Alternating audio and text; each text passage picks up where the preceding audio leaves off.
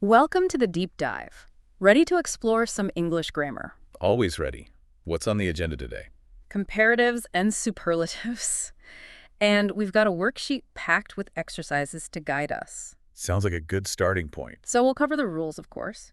But I'm also interested in seeing how we can use these forms to make our communication more, well, interesting. I like that approach. Grammar can be dry, but it comes alive when you see how it really works. Right. So this worksheet starts with a table, breaking down adjectives and adverbs with their comparative and superlative forms. It's quite a useful reference, isn't it? Absolutely. And it highlights that core concept of comparison. Comparatives like brighter or more cautiously are used when you're comparing two things. Okay, got it. And then superlatives like brightest or most cautiously identify the extreme one out of three or more. So this sunset is more beautiful than yesterday's would be a comparative. Exactly. But this is the most breathtaking sunset I've ever seen, used as a superlative. You've got the basic idea down perfectly. But, English always likes to throw in a few curveballs.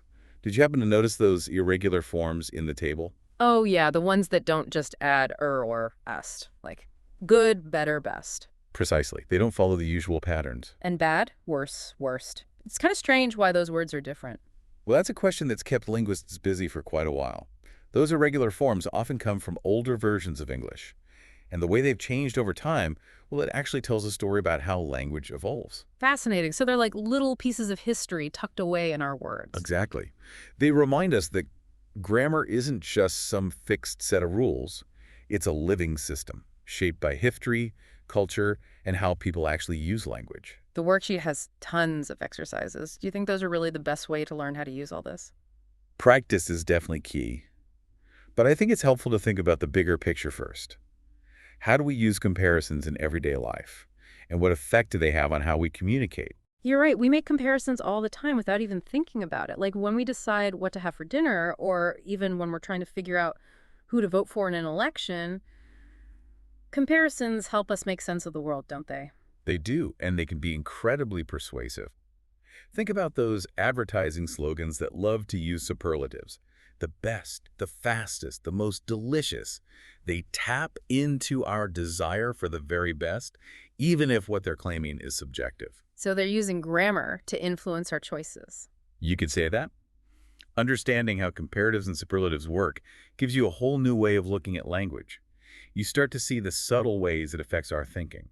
I get it. Even though we're just looking at a grammar topic here, the implications are much bigger. It's about how we think and how the language around us shapes our thoughts. Precisely. By exploring these forms, you're not just learning rules, you're gaining insights into how communication itself works. That's a pretty powerful idea. It makes this deep dive feel a lot more significant than just a grammar lesson. Absolutely. I think that's what makes language learning so rewarding. It opens up a whole new understanding of ourselves and the world. Well said. So, before we get too philosophical here, maybe we should get back to those exercises. You mentioned that they're helpful for practice. Oh, they are. But instead of just going through them one by one, maybe we can use them as a way to explore some of these bigger concepts we've been talking about. I like that idea. For instance, exercise 2 has you filling in blanks with comparatives, using examples from real life, like a cheetah is faster than a lion. But instead of just focusing on that sentence, we could talk about how that comparison gives us information and creates a whole ranking of speed in the animal world. Now you're getting it. And exercise 3, where you come up with your own comparisons using as, that could lead to a great conversation about how we see things as similar or different. Oh, I see what you mean. Like, is jazz as exciting as rock music? Is painting as relaxing as gardening? Those kinds of comparisons really make you think about what you value and what you prefer. Exactly. And that's exactly what we're aiming for here. By connecting grammar to these broader concepts, we can make it more engaging and relevant. I totally agree. So we've established that comparatives and superlatives are more than just dry grammar rules. They're tools that we use to understand the world around us, to persuade others, and to express our own thoughts and feelings. Exactly. And as we keep digging into these forms, we'll find even more fascinating insights into their power and how versatile they can be. Can't wait. All right, so you know those exercises. Let's see what they can teach us about comparatives and superlatives. I was looking at that one where you have to compare a turtle, a rabbit, and a fox. Oh, yeah. That one's a bit trickier. You have to think about multiple comparisons at the same time. Right. It's not just about who's faster or slowest, but like faster than and the Yeah. slowest of the whole group. It really makes you think about all those little shades of meaning when you're comparing things. It does, and that actually reminds me of something else. The worksheet covers the difference between adjectives and adverbs. Yes. Adjectives and adverbs, a classic pair. We know that adjectives describe nouns, right? Like a heavy book or a winding road. Those are adjectives doing their thing. And adverbs describe verbs, adjectives, and other adverbs. They tell us how, when, or where things happen. Exactly. Like someone might walk slowly down a dangerously steep path. Both slowly and dangerously are adverbs in that sentence. They're giving us more detail about the action and the description. What I find interesting is how some words can be both adjectives and adverbs depending on how they're used. The worksheet uses early as an example. Oh, good one. Yeah, so you can have an early meeting where early is describing the meeting, so it's an adjective. But you can also arrive early, and then early becomes an adverb because it's modifying the verb arrive. You're right. That just goes to show how important context is when figuring out what a word is doing in a sentence. And it also shows how flexible English can be. We can use words in so many ways to express all these little shades of meaning. Absolutely. So the worksheet also has several exercises for adverbs, just like with adjectives. Do you think it's necessary to actually do all those exercises, or is it enough to understand the concept? Well, I wouldn't say those drill exercises are the most fun part of learning a language, Yeah. but they do have a purpose. Just like with anything you're learning, practice helps you really understand and use things naturally in your own speaking and writing. It's about going beyond just recognizing the forms so you can actually use them without even thinking about it. You got it. And the more you work with these structures, the more you'll start to see them everywhere. You'll notice how writers use comparatives and superlatives to make their descriptions more vivid or to build suspense in a story. You'll hear speakers use them to really drive home a point or to convince their audience of something. Yeah, once you know about these tools, it's like you see them everywhere and you start to appreciate how language is put together. I agree. And being aware of them can also make you a more critical listener and reader. You'll be able to break down how comparisons are being used, sometimes really subtly, and think about how effective they are. It's not just about knowing the rules, but about understanding how they can be used, maybe even twisted a bit to get a certain effect. Exactly. And that takes us beyond basic grammar into rhetoric and critical thinking. So we're not just learning about comparatives and superlatives. This deep dive is taking us into a bigger conversation about how powerful language is and how it shapes the way we see things. Exactly. And that's what makes learning a language so much more than memorizing words and rules. It's about opening up new ways of thinking, understanding the world, and connecting with people. I like that. Well, I think our listeners probably itching to put all this new knowledge into action.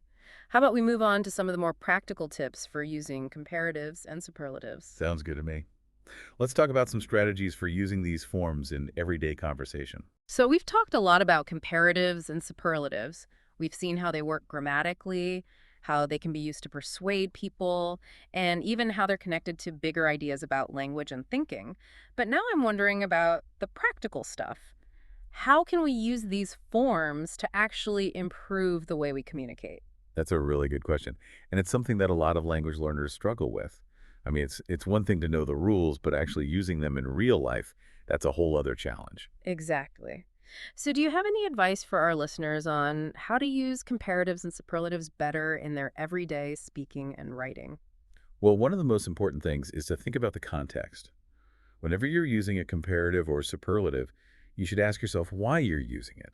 What's its purpose in that sentence or that paragraph? Are you just stating a fact? Or are you trying to emphasize something, create a vivid picture in the listener's mind, or maybe convince them of something?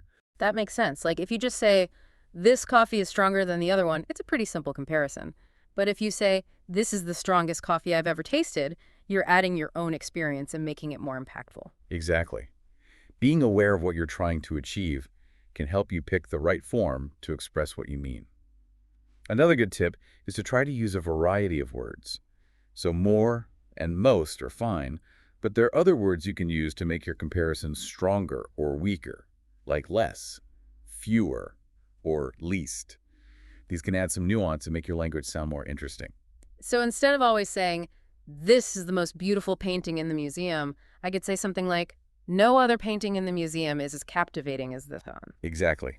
It's basically the same idea, but the emphasis is a bit different and it sounds more sophisticated. And don't be afraid to use those irregular forms we talked about earlier. They can give your language a little more personality and originality. It's almost like using those irregular forms shows you're really comfortable with the language and all its little quirks. Exactly. It shows you're fluent and confident. And speaking of fluency, one of the best ways to get better at using comparatives and superlatives is to pay attention to how really good writers and speakers use them. Read a lot, listen to podcasts, watch documentaries. Just notice how other people use these forms effectively. It's like you're absorbing the way language works by surrounding yourself with it. Yes, and the more you hear good language, the more natural your own use of comparatives and superlatives will become. So it's not just about studying grammar rules in a textbook, it's about developing an ear for how language actually works in the real world. Exactly, and as you develop that ear, you'll find you can use these forms not only correctly, but also in a way that's creative and really expresses who you are. It's like you're adding those grammatical tools to your own personal toolbox, and then you can use them to build really powerful and persuasive communication. That's a great way to put it. And as you keep working on your language skills, always remember, language learning is a journey, not a destination. There's always something new to discover, more to learn, and new ways to get better at expressing yourself. That's a good reminder for all of us. So for our listener who's been with us this whole time, what's the one big takeaway you want them to remember about comparatives and superlatives? I'd say this, comparatives and superlatives aren't just grammar. They're tools for thinking, persuading, and expressing yourself in a clear and precise way. Use their power wisely and keep exploring the incredible world of language. I love that. So to our listener, keep practicing, keep experimenting, and most importantly, keep having fun with all the wonderful complexities of English. Until next time, happy comparing.